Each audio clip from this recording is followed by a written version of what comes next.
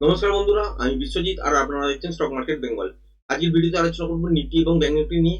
দেখতেই পাচ্ছেন আমার বাঁ পাশে হচ্ছে নিফটি চার্টগুলো আছে 5 মিনিটের টাইম ফ্রেমে, আর ডান পাশে হচ্ছে ব্যাংক নিফটি চার্টগুলো আছে 5 মিনিটের টাইম ফ্রেম অনুযায়ী। এখান থেকে কি দেখা যাচ্ছে যে বাজারের মধ্যে একটা রেঞ্জ বাজার কিন্তু আজকের জন্য করেছে, সেটা হচ্ছে এই জায়গাটা থেকে এই জায়গাটা পর্যন্ত।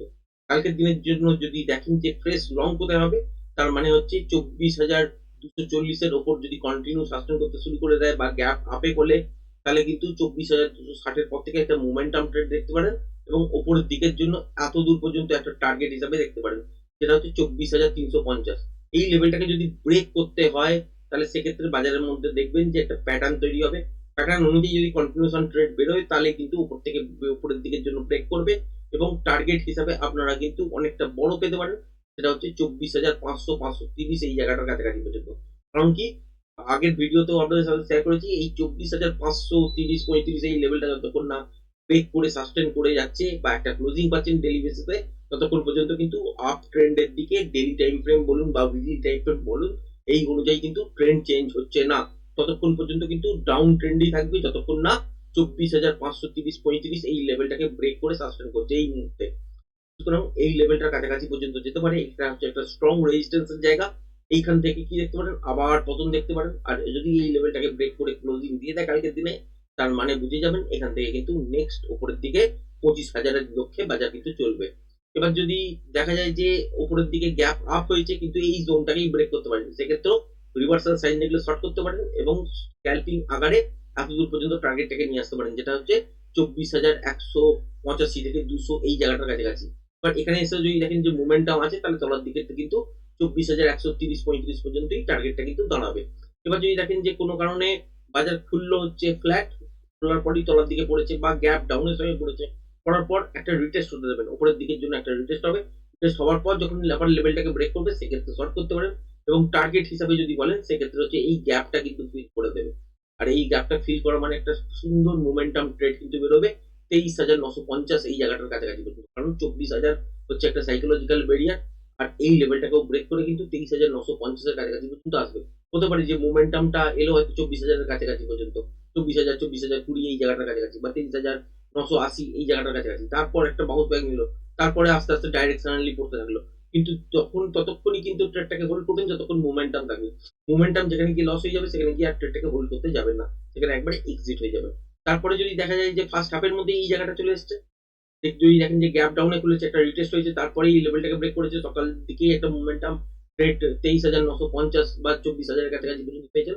তারপরে কিন্তু দেখতে হবে ইন্টারডেতে ফ্রেশ প্রাইস অ্যাকশন, প্রাইস অ্যাকশনের মধ্যে প্যাটার্নের অনুযায়ী যদি দেখা যায় যে কন্টিনিউশন ট্রেড বেরিয়ে হচ্ছে, সেক্ষেত্রে কিন্তু 23,950 এই লেভেলটাকে ব্রেক করা মাত্র তলার দিকের জন্য টার্গেট আপনারা পেতে পারেন হচ্ছে 23,850 থেকে 23,800 এই জোনটার মধ্যে। আর যদি প্যাটার্ন ওয়াইজ রিভার্সাল দেখা যায়, তাহলে রিভার্সাল ট্রেড কিন্তু উপরের দিকের জন্য এবং উপরের দিকে যখন যাবে তখন কিন্তু নয়েজ সৃষ্টি করবে বা এরকম ফ্ল্যাট মতন বাজার জিগজ্যাগ টাইপের নয়েজ আপনারা কিন্তু এখানে দেখতে পাবেন। আর যদি দেখা যায় যে কন্টিনিউশন ট্রেড হচ্ছে এবং তলার দিকের জন্য, তাহলে সেক্ষেত্রে এই লেভেলটা যদি দেখা যায় সেকেন্ড হাফের শুরুতেই প্যাটার্ন ওয়াইজ লেভেলটাকে ব্রেক করছে, তাহলে এতদূর পর্যন্ত আসার সম্ভাবনা থাকবে।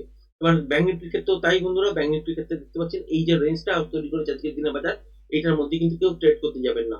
একদম মর্নিং এ যদি এইসব জায়গায় খুলে খুলে তলার দিকে আসে, সেক্ষেত্রে স্ক্যাল্পিং আকারে ট্রেড কিন্তু করা যায়। যারা স্ক্যাল্পিং ট্রেড করতে জানেন না, এখানে কিন্তু অ্যাটেম্প করবেন না। মোটামুটি এই রেঞ্জটাকে ব্রেক হতে দেবেন। যদি ব্রেক হয়ে কন্টিনিউ সাস্টেন করতে শুরু করে দেয়, যেটা হচ্ছে 52,230 মিনিট এই জায়গাটা যদি ব্রেক করে সাস্টেন করে, তাহলে কিন্তু উপরের দিকের জন্য 52,380-85 এই সুইং হাইটার কাছাকাছি পর্যন্ত পাবেন। এখানে এসে যদি দেখেন যে একটা রিট্রেসমেন্ট নিয়ে আবার লেভেলটাকে ব্রেক করছে, সেক্ষেত্রে 52,558 এই জায়গাটার কাছাকাছি পর্যন্ত টার্গেট হয়ে যাবে। এবার এই লেভেলটাকেও যদি ব্রেক করে বাজারকে চলতে হয়, যদি দেখেন যে ফার্স্ট হাফের মধ্যে এতদিন পর্যন্ত আপনার টার্গেট হয়ে গেছে, তাহলে কিন্তু একটা প্যাটার্ন ওয়াইজ আপনাকে খেয়াল রাখতে হবে যে কন্টিনিউশন ট্রেড বেরোচ্ছে কিনা। যদি কন্টিনিউশন ট্রেড বেরোয়, তাহলে কিন্তু এই লেভেলটাকে ব্রেক করবে এবং ওপরের দিকের জন্য যাবে। আর যদি না বেরোয়, রিভার্সাল বেরোয়, তাহলে এখান থেকে কিন্তু তলার দিকের জন্য মুভ করবে। সেটা ইন্টারনেটের প্রেস প্রাইস অ্যাকশন দেখলে তবেই কিন্তু বুঝতে পারবেন। এবার যদি দেখেন যে বাজার খুলেছে হয়তো গ্যাপ ডাউন, খোলার পর দেখলেন যে এই জোনটার কাছাকাছি খুলেছে 52,000-এর কাছাকাছি, খোলার পর দেখলেন এই লেভেলটাকে ব্রেক করেছে, তাহলেও কিন্তু আপনারা এই লেভেলটা ব্রেক হয়ে যাবে চলার পর, যেটা হচ্ছে 51,950, এটা যদি ব্রেক করে চলে, তাহলে এখান থেকে শর্ট করতে পারেন। টার্গেট হিসাবে এতদূর পর্যন্ত একটা দেখতে পারেন, যেটা হচ্ছে 51,773 এই জায়গাটার কাছাকাছি। এই লেভেলটাকেও যদি মোমেন্টামের সঙ্গে ব্রেক করে চলে, যতক্ষণ মোমেন্টাম থাকবে ততক্ষণ হোল্ড করবে। আর যদি এই লেভেলটা থেকে একটা বাউন্স ব্যাক নিয়ে আবার ব্রেক করে, তাহলে সেক্ষেত্রেও কিন্তু এত দূর পর্যন্ত আসার সম্ভাবনা থাকবে। মোস্ট প্রবাবলি হতে পারে যে গ্যাপ ডাউন যদি খোলে বাজার বা ফ্ল্যাট খুলে যদি তলার দিকে আসে, এখান থেকে একটা বাউন্স ব্যাক নিয়ে আবার লেভেলটাকে ব্রেক করবে। সেক্ষেত্রে এই যে এত দূর পর্যন্ত হয়তো বাজার আসবে না। যদি দেখেন যে গ্যাপ ডাউনে খুলেছে, এই লেভেলটাকে ব্রেক করে দিয়ে সাস্টেন করছে, তাহলে কিন্তু ফার্স্ট হাফের মধ্যে এইটা কমপ্লিট হবে। এবং প্যাটার্ন ওয়াইজ যদি এই লেভেলটা ব্রেক করে এবং প্যাটার্ন ওয়াইজ যদি দেখা যায় যে এখান থেকে রিভার্সাল ট্রেড হবে না, কন্টিনিউশন ট্রেড হবে, তাহলে সেক্ষেত্রে এখান থেকে কিন্তু শর্ট করা যেতে পারে। টার্গেট হিসাবে এত দূর পর্যন্ত, যেটা হচ্ছে ৫১,৫০০, এই জায়গাটার কাছাকাছি পর্যন্ত আসতে পারে। এটা যদি ফার্স্ট হাফের মধ্যেই কমপ্লিট হয়ে যায়, তাহলে সেকেন্ড হাফের জন্য আরো বড় পতন কিন্তু অপেক্ষা করছে।